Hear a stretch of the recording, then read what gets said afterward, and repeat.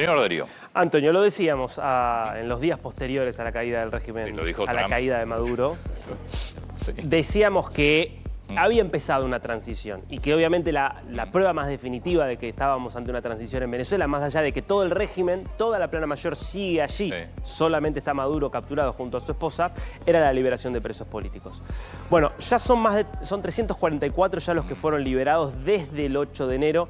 Esa serie de liberaciones se aceleraron después de que el viernes Delcy Rodríguez anunciara concretamente una amnistía que va a ser aprobada por la Asamblea Nacional. Hay que ver, obviamente, esa amnistía, que en principio se plantea como una amnistía general para todos los condenados desde el 99, es decir, desde el comienzo del chavismo. Hay muchos que temen que dentro de esa amnistía metan a gente de la dictadura, ¿no? Bueno, y hay muchos que temen también, eso es por un lado, y por el otro, ellos te dicen, vamos a excluir acá delitos de corrupción, solamente por crímenes vinculados a las cuestiones políticas. ¿Qué te quiero decir con esto? Que si a muchos la excusa que les pusieron es corrupción.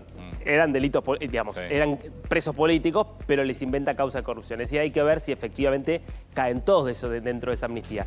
Se habló de presos nacionales e internacionales. ¿Nahuel Gallo caerá dentro de esa amnistía? Bueno, son interrogantes. Ahora, que comenzó un proceso irrefrenable que va a terminar, me parece, con la liberación de todos los presos políticos y con la caída del régimen, me parece que ya no hay mucha duda. Más allá de... podemos ver, esta imagen es tremendo. Esta persona es Oscar Castañeda. En el año 2024, plena campaña electoral, él habla en un acto de María Corina Machado, defendiéndola a María Corina Machado, llamando a la importancia por el voto. Mirá el estado en el cual lo entregaron. No podía caminar, estaba como que no reconocía a su familia. Esto después de un año y unos meses en los centros de tortura y las cárceles del régimen. Digo, parte de lo que es el nivel de destrucción y de una dictadura, pero duda. atroz, porque hay dictaduras y dictaduras. Esta fue particularmente brutal. Y digo fue porque me parece que hay que empezar a hablar en pasado. Incluso habló Delcy Rodríguez de lo que va a ser el cierre del helicoide. Sí. Esto es lo que Trump había dicho en su momento. Escuchemos si quieres a Delcy diciendo esto. Hemos decidido que las instalaciones del helicoide, que hoy sirven como centro de detención, se conviertan en un centro social, deportivo, cultural y comercial para la familia policial y para las comunidades aledañas a este recinto. La cara de Diosdado Cabello cuando ella llega esto era realmente impresionante. Obviamente es alguien que no está muy contento con todo este proceso que se está dando allá.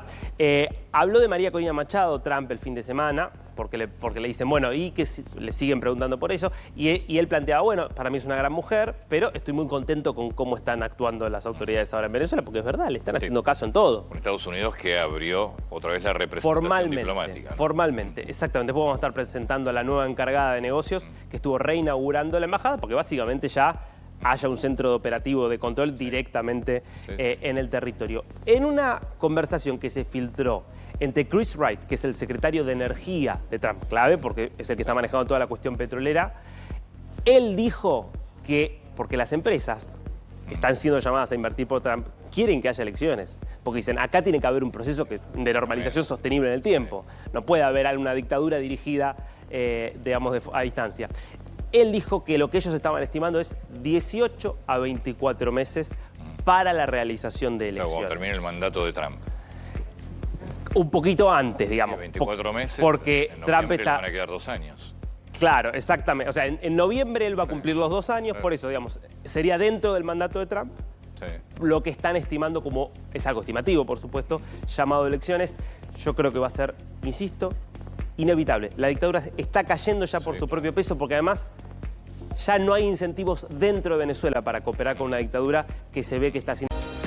Primero de ellos tiene que ver con esta gala hispana que se va a realizar en Mar-a-Lago. Está invitado el presidente Javier Milei. Todavía no hay oficialmente en la agenda del presidente, todavía no se explicó o no se dijo si va a participar o no. Digo, no está al menos todavía en la agenda oficial.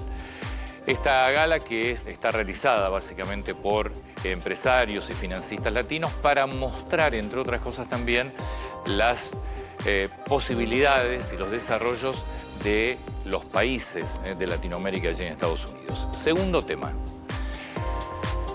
Son estudios privados, en este caso en particular de Focus Market, que te marcan que la canasta escolar para el 2026 está muy por debajo de lo que fue la inflación del año que pasó, que dejó el 31% en números redondos, y la canasta está en promedio en un 12%, es decir, menos de la mitad de la suba de lo que fue la inflación en 2025. Sí hay que diferenciar entre la canasta escolar de lo que es primaria y la canasta escolar de lo que es secundaria, donde tiene más peso, por supuesto, todo lo que es el rubro indumentaria. En este caso, sube un poco más, menos que la inflación, pero un poco más del 12%. Tercer título. Y ayer, el fin de semana, un juez federal de Dolores decidió prohibir la utilización de 4x4, UTV, otros vehículos, motos, cuatriciclos, dentro de lo que se denomina la zona de dunas de Pinamar, conocida como La Frontera. Esto es ante una medida cautelar presentada por Cariñano, quien fuera el director de la Agencia de Seguridad Vial en el gobierno anterior y que se presentó en la justicia pidiendo esta medida que por ahora le hizo lugar la justicia allí en Dolores. Es decir, que no debería haber, a partir de ahora, habría que ir después a Pinamar a ver si se cumple, no debería haber ninguna, porque aclara además la justicia, ni circuitos oficiales ni circuitos extraoficiales. Es decir, en toda la zona están prohibida la utilización de toda clase de vehículos en la parte de la frontera. Cuarto tema. Y ayer el Foro Penal, esta organización, esta ONG privada, por supuesto, en Venezuela, dio como información 33 presos políticos liberados. Recuerden que el gobierno, lo que queda de la dictadura de Venezuela, anunció que iba a cerrar el helicoide y que además se iban a liberar presos políticos. No se sabe exactamente el alcance final de esta medida. Ya fueron liberados algunos de ellos, hablan de 33 como información extraoficial, pero no se sabe realmente. Hay todavía algunas dudas, por esto que contaba Darío hace un rato, que como se habla que no van a ser liberados presos de corrupción y el argumento de la dictadura para detener a mucha gente era corrupción, entonces el resultado final todavía no se conoce. Pero esta decisión, recuerden, la había adelantado Trump hace ya varias semanas. Y el último tema tiene que ver con River. Y Gallardo, que sigue, en realidad le siguen reclamando a Gallardo el 9, porque sigue sin tener un 9 River. Aparentemente es bastante difícil poder cubrir ese lugar. Un River que terminó empatado, recuerden. Venía de ganarle 2-0 a Gimnasia, si mal no recuerdo, y terminó empatado 0-0 con Rosario Central en un partido que había... Driussi. Y se lesionó Driussi. Sí. Bueno, igual... Tiene equipo importante River, ¿eh? Ah, tiene un equipazo. Le falta adelante. Le falta adelante, sí, le falta adelante, es cierto. A la voz del hincha está diciendo que le falta bastante. Le falta bastante adelante. Mediocampo tiene y bueno. Y defensa tiene buena. Sí, claro. Sí. Le falta adelante. Recuperado Pablo Díaz también. En fin. Nos metemos en tránsito, accesos y servicios. Ir a El Salvador, porque estuvo José Antonio Caz, que va a asumir el mes que viene como presidente de Chile, reunido con Nayib Bukele. Bukele no da muchas entrevistas, pero cuando da alguna entrevista o alguna conferencia de prensa, como fue en este caso, siempre da lugar a cosas interesantes. ¿Por qué? Porque van todos los medios internacionales que empiezan a cuestionarlo. Recordemos, antes de la llegada de Bukele a El Salvador tenía una tasa de homicidios de 100 homicidios cada 100.000 habitantes. 100 homicidios cada 100.000 habitantes, era la más alta del mundo. El año pasado cierra con un homicidio cada 100.000 habitantes. Dame un segundo nada más, Lucrecia, porque nosotros hay una partecita que tiene que ver con las cárceles. Lo que pasa es que es muy interesante lo que plantea de los derechos humanos, que es en el comienzo de todo este corte que yo te mandé, no sé si lo tenés. Es largo. Es una respuesta a una periodista chilena que le pregunta sobre los cuestionamientos que le hacen a Bukele las organizaciones de derechos humanos. Es muy interesante la respuesta. Eso sí, es un poco larga. Pero la verdad es que tómense un minuto para escucharlo, más allá del minuto que nos tomamos nosotros para buscarlo, porque es perfecta la respuesta. Las ONG lo critican mucho. ¿Por qué? Porque hay una política durísima contra los criminales. Los criminales están en condiciones de reclusión muy extremas, mucho control sobre el régimen de comidas. Es muy estricta la política, incluso en términos de prisiones preventivas. Es decir, hay una línea durísima. No se usan los celulares en las cárceles, que también lo contesta esto Bukele. Es decir, dice, si entra un celular, cosa que es difícil, lo van a usar de pisapapeles, porque no hay señales. Pero escucha el tema defensa de las víctimas por parte de de los delincuentes por parte de las organizaciones de derechos humanos. Preguntarle, así como han advertido organismos internacionales de derechos humanos, en Chile también hay quienes cuestionan el llamado método Bukele para poder mejorar la seguridad. No estamos desconociendo lo que usted ha destacado, pero ¿qué responde a los cuestionamientos a violaciones a los derechos humanos en este país? Sí, yo siempre he dicho que todos los seres humanos tenemos derechos, y son derechos que son innatos del humano, por eso le llaman derechos humanos, otros le llaman derechos naturales, otros derechos fundamentales, y todos los tenemos. Los tienen los presos, los tienen los delincuentes, los tienen los criminales, los tienen los narcos, los tienen los pandilleros, los tienen los violadores, los tienen los asesinos, los tienen las personas que han cortado 3 cabezas en la calle, los tienen los que han puesto bombas en lugares donde hay niños, los tienen los que han masacrado, los tienen derechos humanos. Hay gente que dice que no, yo creo que sí los tienen. Me da repulsión, pero lo acepto, los tienen. Pero yo lo que no entiendo es por qué siempre se enfocan en los derechos humanos de ellos, que los tienen. Pero por qué siempre el enfoque es en el derecho humano de los que masacran, de los que matan niños, de los que violan mujeres, de los que cortan cabezas. ¿Por qué ellos, que tienen derechos humanos, son la prioridad única de las organizaciones de derechos humanos? Porque aquí en El Salvador mataron cientos de miles de personas, violaron mujeres, asesinaron niños.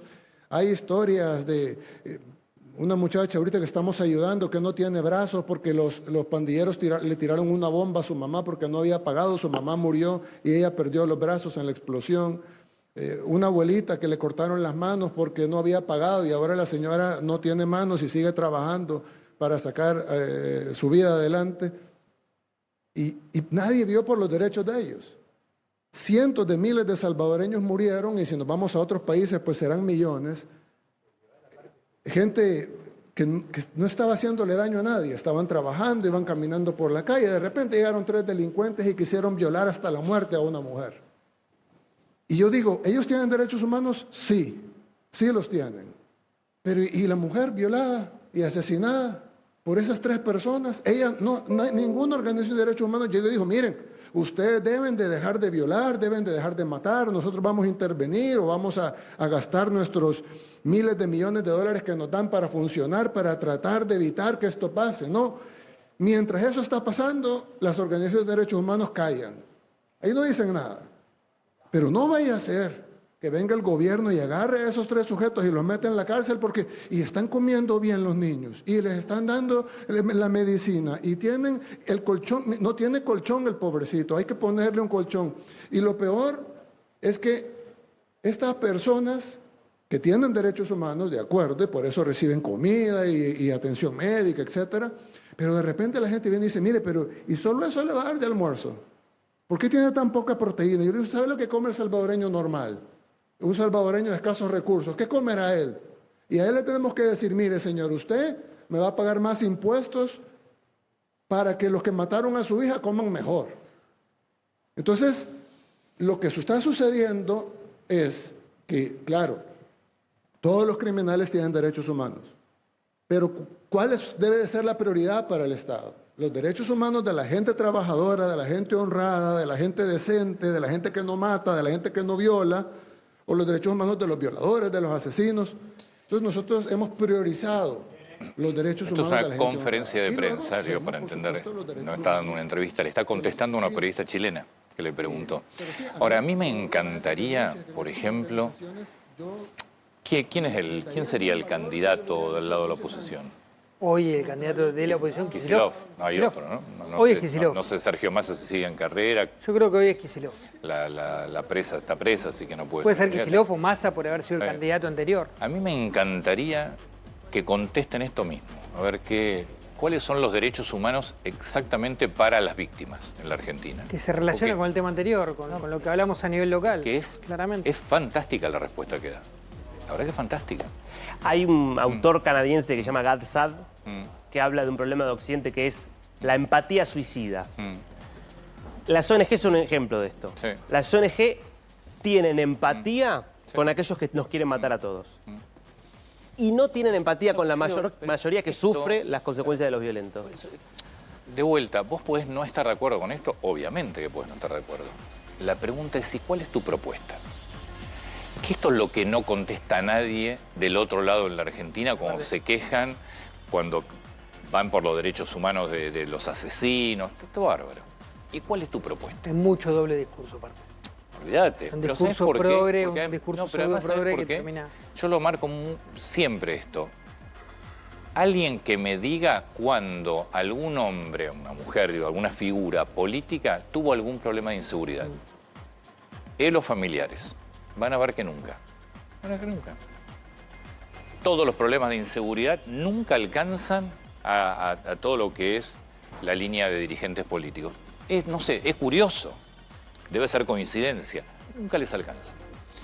Entonces, no están de acuerdo con bajar la edad de imputabilidad, no están de acuerdo con aumentar pena. Bueno, ¿cuál es la propuesta que tienen para mejorar lo que es hoy un desastre como es la seguridad en la Argentina? A mí me parece, si tienen un ratito y pueden ver con la conferencia de Sí, prensa... media hora aproximadamente la conferencia de prensa. brillante, Esa ¿eh? respuesta duró 8 minutos Sí. más o menos.